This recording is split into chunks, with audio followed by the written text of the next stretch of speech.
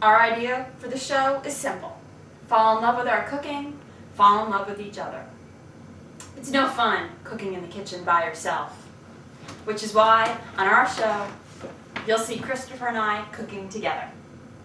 Bon appetit! Kiss the cook. The average diet of most students everywhere is ramen noodles and carry-out pizza. And though I was completely broke when I was living in New York City as a grad student, I decided that I didn't have to eat badly. I'd go to the local bodegas, find out whatever fresh produce they had at the Caribbean or Asian markets, and I would just get my hands dirty. I learned to cook by experimenting, nearly poisoning myself a lot of times, but digging into the tactile pleasure of playing with food. I didn't really grow up knowing how to cook. Sure, I could make scrambled eggs, I could boil a pot of water, throw in some spaghetti, and have overdone noodles. But I've learned how to cook by watching Christopher and reading cookbooks.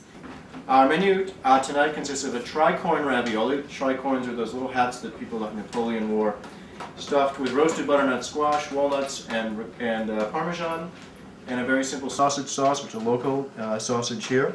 It's going to be made with heating olive oil in a pan with onions, carrots, celery, and a little parsley. Making fresh pasta is not nearly as intimidating as most people think. 2 cups of flour. Make a well. Crack 3 eggs in the middle. Scramble up the eggs. A lot of people say, why go to the trouble of making fresh pasta? But this is one of the joys of cooking. It helps pass our Sundays, and we tend to make a lot of fresh pasta.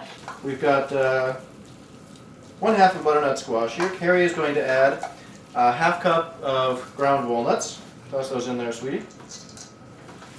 And we're going to grate about 1/4 cup of good Parmesan cheese. And here is your stuffing. Now it's important, of course, to keep your fingers very clean when you're cooking. And how do you know if your stuffing's ready? She tastes it. Perfect. The ravioli are simply made by taking a nice dollop of the stuffing, putting it right in the center. I've got about 1/2 cup of minced onion,